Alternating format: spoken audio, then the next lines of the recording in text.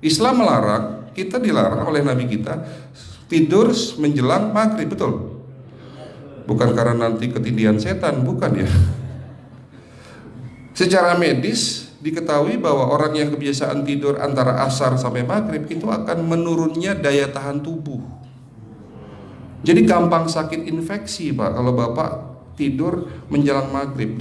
Kalau sekali lagi setelah sholat subuh gampang pikun, aliran darah ke otak itu tersumbat, ya, jadi stroke penyakitnya. Tapi kalau tidur setelah asar sebelum maghrib, itu daya tahan tubuh kita akan menurun. Materi terakhir ini 6 langkah praktis, ya, Bapak bisa lakukan di rumah mulai hari ini. Langkah pertama, mulai hari ini jangan makan malam, Pak.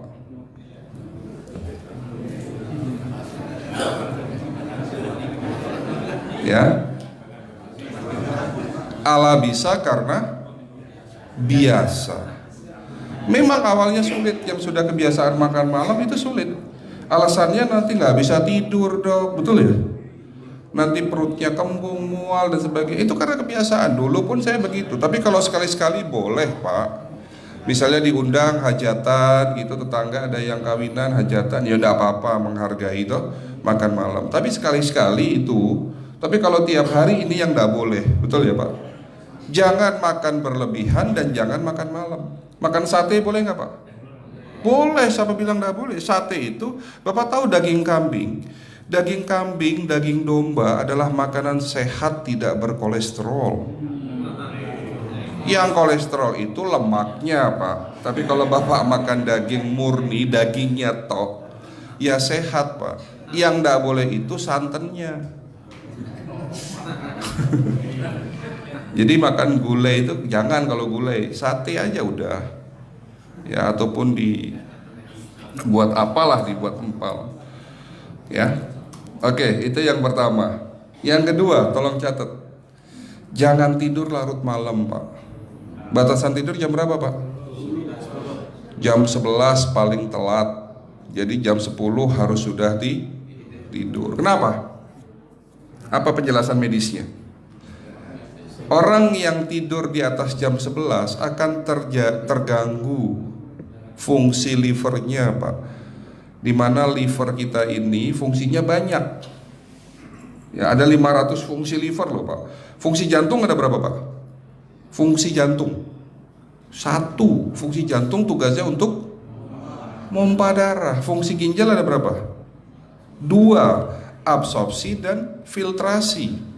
Fungsi liver 500 fungsi. Jadi organ yang paling berat dalam tubuh kita kerjanya adalah liver. Liver akan rusak manakala kalau kita tidur di atas jam 11 malam.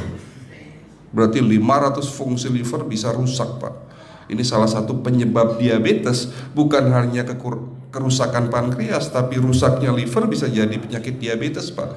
Jadi kalau sakit diabetes itu yang terganggu itu sebetulnya bukan hanya pankreasnya, livernya pun rusak, ususnya pun rusak. Makanya dalam pengobatan diabetes di klinik kami itu bukan hanya ngobatin pankreas, tapi 3 organ penting ini saya obati: usus, liver, dan pankreas. Kebanyakan kenapa kalau dalam pengobatan tradisional mereka tahunya diabetes itu hanya pankreas, ya kan? Tapi di sini dalam pengobatan holistik, orang yang kena liver itu 3 organ ini pasti rusak: usus, liver, dan pankreas. Salah satu penyebab dari kerusakan liver akibat kebiasaan tidur larut malam. Jadi salah satu penyebab diabetes pun bisa karena tidur larut malam. Ya, batasan tidur jam berapa? Sekali lagi, jam 11 harus sudah tidur pulas. Jadi jam 10, setengah 11 paling lambat kita harus tidur pulas. Nanti setelah jam 1 boleh bangun. Yang penting jam 11 sampai jam 1 ini harus tidur pulas. Jadi kalau Bapak mau sholat tahajud jam 2, setengah 3 ya monggo, ya. Oke, itu yang kedua. Yang ketiga, air putih Pak dijaga 2 liter sehari. Bagaimana cara minumnya yang baik? Rasulullah sudah ngajarin kita ada 6 sunnah. Harus duduk, pakai tangan kanan, seteguk demi seteguk, membaca basmalah di saat minum, diakhiri dengan alhamdulillah, kan begitu. Ya, pagi hari minum 1 gelas bangun tidur sebelum sholat subuh. Setelah sholat subuh boleh teh, tapi juga dibilas dengan 1 gelas air putih. Sebelum mandi nanti Pak, minum air hangat.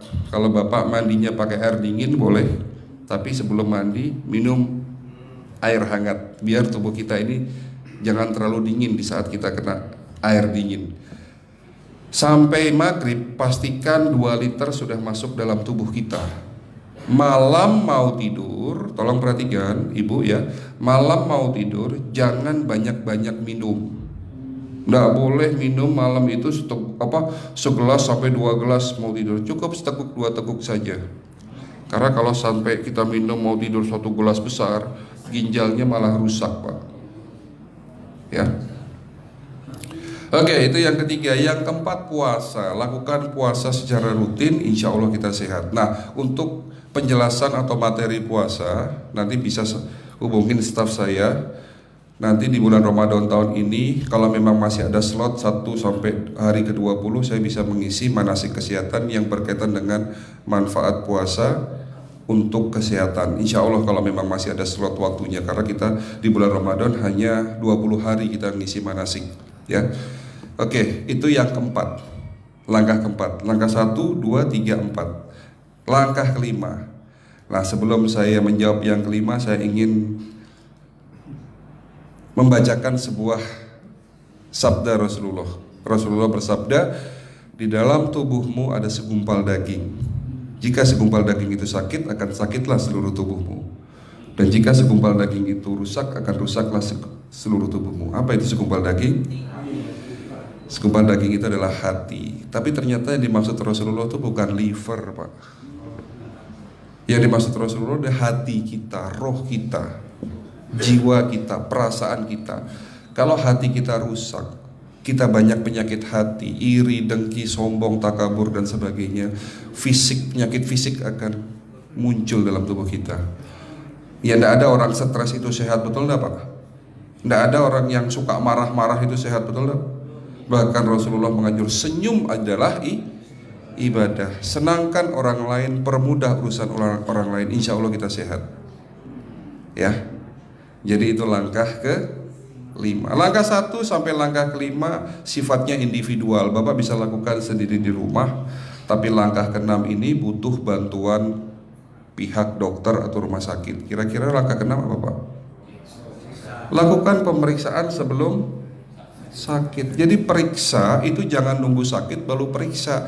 Jangan seperti kayak Bu Ustazah tadi, diajak periksa, jawabannya takut ketahuan penyakitnya. Setelah stroke baru datang ke klinik untuk minta diperiksa. Kalau sudah stroke susah nggak nyembuhinnya Pak? Kata kayak beliau nih, sudah 2 tahun tidak sembuh-sembuh karena sudah terlanjur stroke. Tapi kalau beliau melakukan general check up, mohon maaf ya Pak, kalau beliau melakukan general check up rutin, insya Allah tidak akan kena stroke, karena sebelum stroke sudah diobati dulu. Karena stroke ini bisa kita lihat dalam scanning dengan alat yang saya punya, insya Allah kelihatan ini. Oh ini sudah mulai ada tanda-tanda mau penyumbatan, buru-buru diobati. Memang takut Pak, tapi pesan saya jangan takut. Ya, lakukan pemeriksaan supaya kita tahu, supaya kita kenal. Gitu ya Pak. Jadi kira-kira di jemaah ini ada enggak yang mau saya ajak periksa kita semua? Pesan terakhir dari saya, lakukan pemeriksaan sebelum terlambat. Ini pesan saya dan pesan seluruh dokter di dunia sebetulnya. Lakukan pemeriksaan sebelum terlambat.